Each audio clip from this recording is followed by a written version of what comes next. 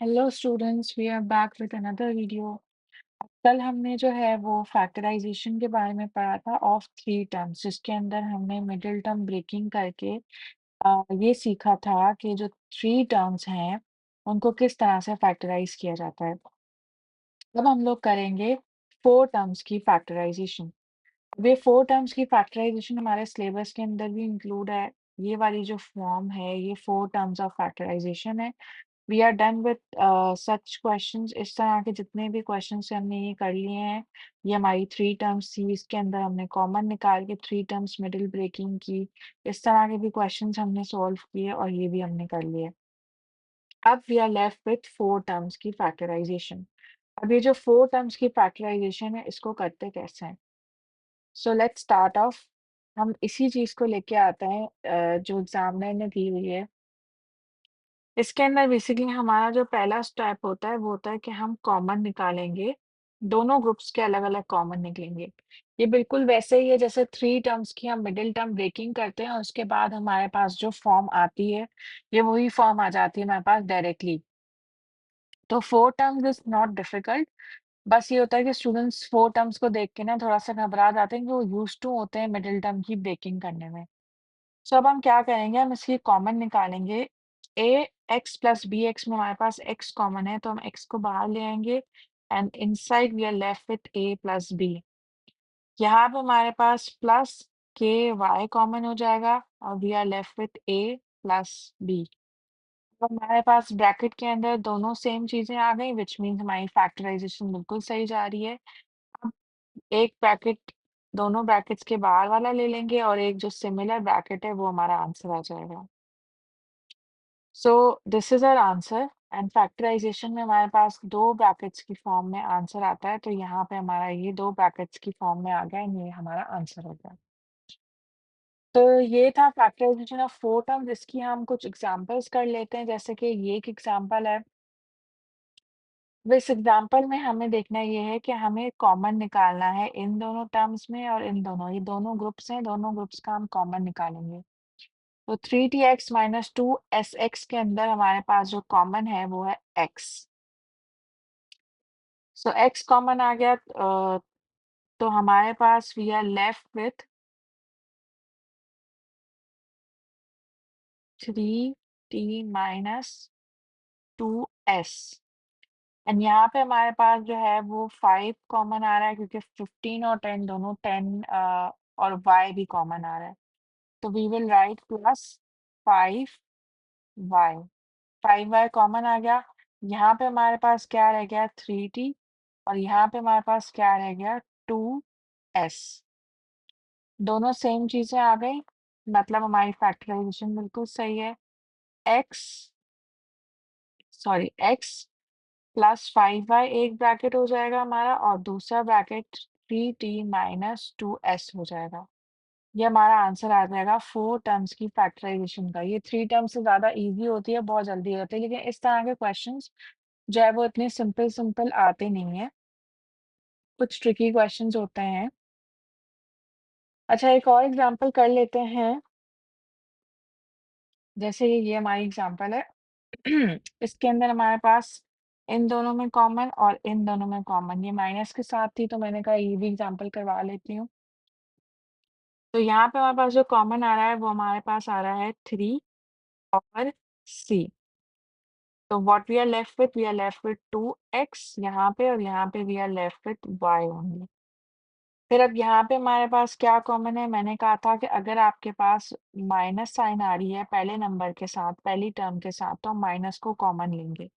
तो यहाँ पे हम माइनस को कॉमन ले लेंगे और दूसरा हमारे पास कॉमन आ रहा है d, तो d कॉमन हो जाएगा।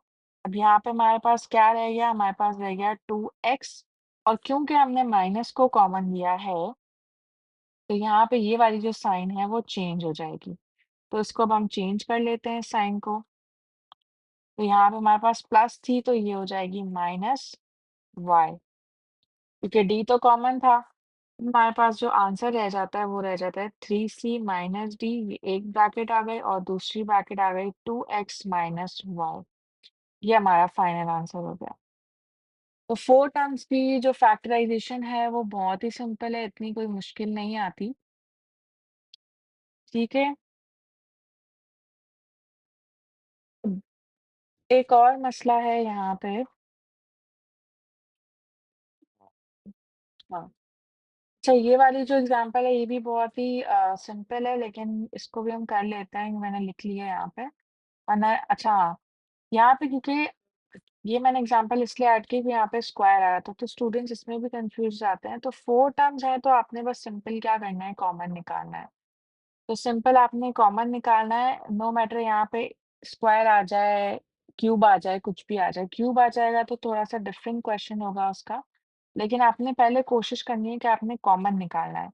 यहाँ पे आपके पास y कॉमन आ जाएगा, x रह जाएगा, x प्लस 2a, और यहाँ पे हमारे पास 3 कॉमन है क्योंकि 3 6 से भी डिविजिबल है, और दूसरा हमारे पास a कॉमन है। तो यहाँ पे हमारे पास 3a कॉमन हो जाएगा। What we are left with, we are left with x plus 2a। दोनों ब्रैकेट्स अंदर वाली दोनों सेम आ गई, व्हिच मीन्स हमारी फैक्टराइजेशन बिल्कुल सही है। y प्लस 3a एक ब्रैकेट आ गया हमारे पास, और दूसरा ब्रैकेट आ गया x प्लस 2a। ये हमारा फाइनल आंसर हो गया फैक्टराइजेशन का। अब हम आते हैं एक थोड़े से डिफरेंट क्वेश्चन की तरफ। अब वो डिफरेंट क्वेश्चन क्या है, वो ये क्वेश्चन है।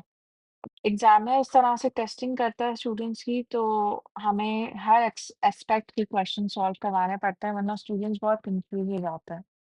तो अगर हम हर तरीके के क्वेश्चन सॉल्व करवाने तो उनको मुश्किल नहीं होती। देखते हैं हमारे पास इस क्वेश्चन के अंदर इशू क्या आ रहा है। इस क्वेश्चन के अंदर ये इशू है कि या ना तो हमें यहाँ पे कोई कॉमन दिख रहा है, और ना ही हमारे पास इस ग्रुप में कोई कॉमन है। तो अब ये इश्यू हो गया ना कि कॉमन ही नहीं निकल रहा, तो हम किस तरह से इसको आगे करेंगे।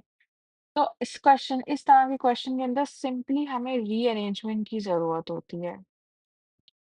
रीअरेंज करना पड़ता है ताकि जो है हम इस क्वेश्चन को आगे लेके चलें। रीअरेंज करने के कुछ डिफरेंट जो है वो तरीके होते हैं, वो कौन से होते हैं यहाँ पे आ जाता है। पहली बात तो ये कि समटाइम्स रीअरेंजमेंट इज़ रिक्वायर्ड, लेकिन क्यों? Why it is required? क्योंकि यहाँ पे कॉमन ही नहीं आ रहा। ग्रुप्स के अंदर कॉमन नहीं होगा तो हमें उनको रीअरेंज करना पड़ेगा, पहली चीज़ ये। रीअरेंजमेंट करनी कैसे है? रीअरेंजमेंट करने का एक रूल होता है, अगर आप वो रूल फॉलो करेंगे तो आपका कभी भी क्वेश्चन में मसला नहीं आएगा।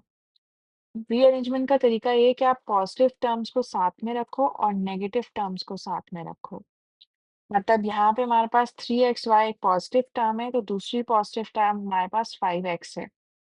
यहाँ पे हमारे पास -20 एक नेगेटिव टर्म है, दूसरी टर्म नेगेटिव कौन-सी है? -12y। तो हम पॉजिटिव टर्म को पॉजिटिव के साथ रखेंगे और नेगेटिव को नेगेटिव के साथ। तो लेट्स सॉल्व दिस। तो यहाँ पे हमारे पास जो पहला स्टेप है वो हमारे पास क्या है? रीअरेंज। इसको हम करेंगे पहले रीअरेंज। रीअरेंज किस तरह से करना है कि पॉजिटिव को पॉजिटिव के साथ रखना है और नेगेटिव को नेगेटिव्स के साथ रखना है। -20 -12y सही हो गया। अब इसको हम कॉमन निकालें। अब यहाँ पे भी हमारे पास एक कॉमन आ जाएगा और यहाँ पे भी हमारे पास कॉमन आ जाएगा। दोनों केसेस में हमारे पास कॉमन आ रहा है, मतलब अब इसको बिल्कुल वैसे ही सॉल्व करेंगे जैसे हमने पहले किया था। तो सिंपल है, 3xy + 5x में हमारे पास x कॉमन आ रही है, तो 3y + 5 रह जाएगा, और यहाँ पे माइनस साइन माइनस पहले है, साथ है, तो माइनस को हम कॉमन लेंगे, और 20 और 12 के बीच में हमारे पास जो मैक्सिमम पॉसिबल है, जो कॉमन आ रहा है वो है 4। तो हम 4 कॉमन ले लेंगे। अब 20 डिवाइड बाय 4 क्या होता है? 5। ये माइनस साइन प्लस में चेंज हो जाएगी, और 12 डिवाइडेड बाय 4 इज़ 3। y वहीं पे रहेगा क्योंकि y कॉमन नहीं था। अब हमने सिंपली आंसर निकालना है इसका। जो 2 ब्रैकेट्स हमारे पास बिल्कुल सही आ गई। अच्छा, इसको मैंने उल्टा लिखा हुआ है, इससे कोई फ़र्क नहीं पड़ता। जब आपकी साइन सेम है, आपने बस जस्ट वो देखनी है। यहाँ पे आपकी प्लस है, यहाँ पे आपका प्लस है, यहाँ पे 3y के साथ प्लस है, व्हिच मीन्स कि आपकी ये दोनों ब्रैकेट्स बिल्कुल सही हैं। इसको आप इस तरह से लिखिए, उस तरह से लिखिए, कोई फ़र्क नहीं पड़ता। तो अब आपके पास जो आंसर आएगा वो आएगा x - 4 ब्रैकेट, एंड दूसरी ब्रैकेट हमारे पास हो जाएगी 3y + 5। ये दूसरा आंसर आ गया हमारे पास। ठीक हो गया जी? तो ये हमारे पास 4 टर्म्स का एक और एस्पेक्ट हमने क्वेश्चन का देख लिया। इसी तरह की हम कुछ और एग्ज़ाम्पल्स कर लेते हैं ताकि आप लोग थोड़े यूज़्ड टू हो जाओ, ठीक है? अब हम लोग इसमें भी कर लेते हैं यहाँ पे। अब यहाँ पे हम देखें, यहाँ पे भी कॉमन नहीं आ रहा, यहाँ पे भी कॉमन नहीं आ रहा, तो रीअरेंजमेंट करेंगे। पॉज़िटिव के साथ हम पॉज़िटिव लिखेंगे। एक्स स्क्वायर पॉज़िटिव था तो उसके साथ 2xy आ जाएगा, और -6y नेगेटिव था तो उसके साथ -3x आ जाएगा। अब हमारे पास जो कॉमन है इन दोनों में, हमारे पास सिर्फ x कॉमन है, तो यहाँ पे x प्लस 2y रह जाएगा। यहाँ पे हमारे पास -3 कॉमन आ गया, तो यहाँ पे 2y प्लस 3 प्लस x रह जाएगा। हम्म, ये ब्रैकेट और ये ब्रैकेट सेम आनी चाहिए, दोनों सेम आ रही है, विच मीन्स हमारी फैक्टराइजेशन सही है। x माइनस 3 और दूसरा x प्लस 2y, ये हमारा फाइनल आंसर हो जाएगा। ये हमारी 4 टर्म्स की फैक्टराइज़ेशन हो गई, जिसके अंदर हमारे पास कॉमन नहीं आ रहा था, तो हमने जस्ट रीअरेंजमेंट की है इसकी। ठीक हो गया? अच्छा, एक और एग्ज़ाम्पल कर लेते हैं, फिर we are done with 4 terms. 4 terms के अंदर कोई इतनी मुश्किल जो है वो नहीं होती। 4 टर्म्स इट्स वेरी ईज़ी, बस 4 टर्म्स में अंदर ये कॉम्प्लिकेशन आ जाती है कि कॉमन नहीं निकलता, तो स्टूडेंट्स कहते हैं कि आप क्या करें? तो उसका भी मैंने एग्ज़ाम्पल्स करवा दिए। एक और एग्ज़ाम्पल ये कर लेते हैं, इसमें भी हमारे पास कॉमन नहीं आ रही, यहाँ पे भी हमारे पास कॉमन नहीं आ रही। तो हम लोग क्या करेंगे, रीअरेंज करेंगे एक्स स्क्वायर को हम लोग। अच्छा, ये वाली चीज़ नेगेटिव थी, तो हम लोग ये वाली चीज़ इसके साथ नहीं लेंगे, हम पॉज़िटिव को पॉज़िटिव के साथ लेंगे। तो एक्स स्क्वायर जो है वो हमारा किसके साथ आएगा? प्लस 5x के साथ आएगा। ठीक हो गया? यहाँ पे हमारे पास प्लस 5x हो जाएगा, और माइनस 5y के साथ अब हम माइनस xy ले लेंगे। ठीक हो गया? अब हमने इसको फर्दर सॉल्व करना है। अब यहाँ पे अब हमारे पास कॉमन क्या आ रहा है? x कॉमन आ रहा है, और x प्लस 5 रह जाएगा। यहाँ पे हमारे पास माइनस कॉमन आ रही है, दूसरा y कॉमन आ रहा है। तो वी आर लेफ्ट विथ 5, ये माइनस साइन पॉजिटिव में चेंज हो जाएगी, और यहाँ पे x रह जाएगा। दोनों ब्रैकेट सेम आ गए, बिल्कुल सेम आ गए, इनर ब्रैकेट्स कॉमन आने चाहिए। अब हमारे पास जो आंसर है वो क्या हो जाएगा? x माइनस वाई, एक ब्रैकेट, दूसरी ब्रैकेट x प्लस 5। यहाँ पे भी आप देख लो, मैंने उल्टा लिखा हुआ, उससे कोई फर्क नहीं पड़ता, जस्ट साइन साइन आपकी सेम होनी चाहिए। ये प्लस के साइन होनी चाहिए, और ये वाली भी प्लस साइन होनी चाहिए। और आपने ये याद रखना है कि जो नंबर होता है ना, कोई भी टर्म होती है, जैसे यहाँ पे मैंने x लिखा है, इसको मैं यहाँ पे मैंने x लिखा है ना, अब ये जो x है ना, x के लेफ्ट साइड पे जो साइन होती है ना, वो उसकी साइन होती है। अब यहाँ पे मैं अगर -3y लिख लेती हूँ, तो 3y की जो साइन होगी वो कौन-सी होगी? लेफ्ट साइड वाली। स्टूडेंट्स बहुत कन्फ्यूज़ होते हैं इसमें कि किस टर्म की कौन-सी साइन है, और अक्सर ऐसा होता है कि जो बीच में नंबर होता है ना, जैसे यहाँ पे मैंने, अच्छा, यहाँ पे x के साथ मैंने कोई साइन नहीं लिखी, क्योंकि ये पहला-पहला नंबर था, इसके साथ हम लोग साइन्स नहीं लिखते। अगर नेगेटिव हो तो नेगेटिव लिखते हैं, लेकिन पॉजिटिव साइन हम नहीं लिखते। जैसे कि अगर मैं यहाँ पे लिख लूँ 1x, तो यहाँ पे हम x को सिर्फ़ x लिखते हैं ना, 1x तो नहीं लिखते। इसी तरह से अगर प्लस x है, तो प्लस x को हम जस्ट x लिख लेते हैं, अगर वो स्टार्ट में आ रही है, अगर वो आपकी फर्स्ट टर्म है। तब। लेकिन अगर बीच में आ रही है, तो ऑब्वियसली आप उसको बगैर साइन के तो नहीं छोड़ सकते। तो मैं कॉन्सेप्ट ये बता रही थी कि स्टूडेंट्स क्या करते हैं, कन्फ्यूज़ हो जाते हैं। अगर मैं इस तरह से कुछ लिख लूँ कि 2x plus 4y minus 6z। अब स्टूडेंट्स कन्फ्यूज़ हो जाते हैं कि कौन-सी साइन किसकी है। वो कहते हैं कि यहाँ पे हमारे पास जो साइन आ रही है माइनस, और यहाँ पे जो प्लस आ रही है, मतलब ये प्लस का मतलब ये दोनों टर्म्स ऐड हो रही हैं, दैट्स करेक्ट। और माइनस का मतलब है दोनों टर्म्स सब्ट्रैक्ट हो रही हैं। ये कॉन्सेप्ट समझ आ जाता है, लेकिन इनको ये समझ नहीं आता कि ये जो 6z है, इसका साइन माइनस है, और ये 4y का साइन नेगेटिव है, पॉजिटिव है। व्हिच मीन्स कि हम 4y माइनस 6z कर रहे हैं। तो इसके अंदर हमारे पास नेगेटिव साइन किसके साथ है? 6z के साथ है। 4y की नेगेटिव साइन नहीं है। और जब भी हम लाइक टर्म्स को और अनलाइक टर्म्स को ऐड या सब्ट्रैक्ट करते हैं, तो स्टूडेंट्स कंफ्यूज हो जाते हैं साइंस के अंदर, और उसी में मार्क्स लूज करता है। तो इसलिए आपने ये समझना है कि जो भी टर्म है उसके उसकी जो अपनी साइन है वो कौन-सी साइन होगी जो लेफ्ट पे होगी। राइट वाली साइन जो है ना अब एक्स की हम माइनस साइन नहीं लेंगे, एक्स की साइन पॉज़िटिव है, क्योंकि एक्स के साथ जो लेफ्ट पे साइन लिखी हुई है वो पॉज़िटिव है, तो एक्स की साइन पॉज़िटिव हो गई और 3y की जो साइन है वो नेगेटिव हो जाएगी, क्योंकि 3y के साथ लेफ्ट में जो साइन लिखी हुई है वो नेगेटिव है। So that's all from my side for factorisation of 4 terms हमने कर ली।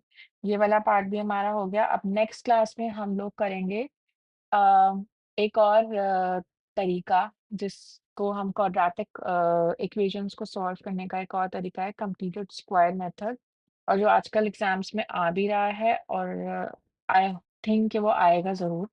तो इसलिए उसमें स्टूडेंट्स उसमें बहुत कन्फ्यूजन होती है, तो हम नेक्स्ट लेक्चर में उसको जो है वो क्लियर करने की कोशिश करेंगे। I hope you all are preparing well for your exams and बस अब आपने जो है वो घबराना नहीं है, बस आपने अपनी तैयारी पक्की रखनी है और उसको आगे लेके चलना है। ओके जी, अल्लाह हाफ़िज़ and best of luck for your exams, mid terms भी होने वाले हैं, तो I hope you are preparing well. So मैं और मेरी वीडियोज़ आपको बहुत हेल्प कर रही हैं आप कॉन्सेप्ट्स बिल्ड करने में। So will meet in next lecture. अल्लाह हाफ़िज़।